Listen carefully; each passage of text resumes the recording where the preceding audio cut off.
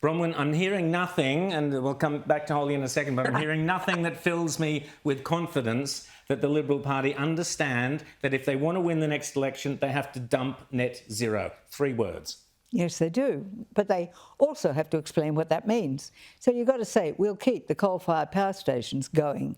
We will stop rewiring the nation, i.e. duplicating the grid. That's costing $1.3 trillion off budget. That's debt in addition to the $1 trillion on budget. We can't afford all of that and then defend the nation. It is just not possible. So we have to say that cheap electricity, we can't afford to subsidise every goddamn industry to keep it in the country.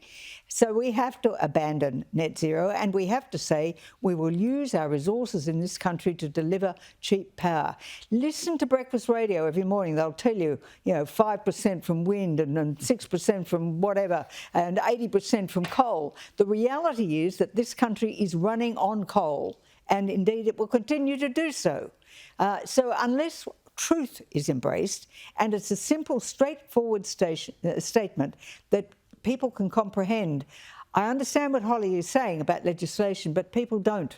You ditch net zero, and that's a political win, and it's a win for the entire nation. But I want to ask you both about something else which I found extremely disturbing, and that's a 2-word slogan: joy division. Now, that 2-word slogan, the moment I saw that photo of Anthony Albanese coming down the steps from a very successful international meeting, he knew he would be photographed, he knew he would be there, wearing a T-shirt with the words joy division. Now, I am a great rock and roll fan, as viewers know. I immediately almost threw up when I saw that image. I was sickened, Bronwyn. What did you make of it?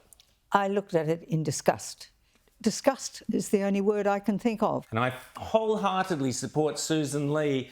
Have a listen to this, Hollie. Why are your colleagues supporting your call for an apology from the Prime Minister over the T-shirt? I don't take a backward step on my comments, and I don't know that people realise that the Prime Minister, in wearing the T-shirt, was well aware of the dark history behind the words on the T-shirt. Why aren't they supporting your call, We do need to go. Was it a captain's call? So, Hollie, I'd love your thoughts, and also your thoughts on some of your former colleagues, such as Tim Wilson, and even Susan Lee's deputy seem to be reluctant to condemn Albanese over that repulsive T-shirt. Hollie. This is a man who's supposed to be the leader of our country. There's an expression, dress for the job you want, not the job you've got. Well, maybe we need to send him back out on the road and he can go DJing again. It was absolutely a disgraceful misjudgment. I think Susan Lee's 100% right on this. I do think there's a couple of my former colleagues who like to get their names in the headlines just for disagreeing, not because they've got anything of substance to say. I think Susan's 100% correct to call it out. Now, Bronwyn, just before we go, Prince Andrew, they're going to go for him. They've stripped him of every title. They've stripped him of this and they've stripped him of that. What did you make of the King's actions towards his younger brother? I think he had no choice but to proceed. Once those emails started to come out, he was placed in the position where he had to act. And he is acting as the king, not as a brother.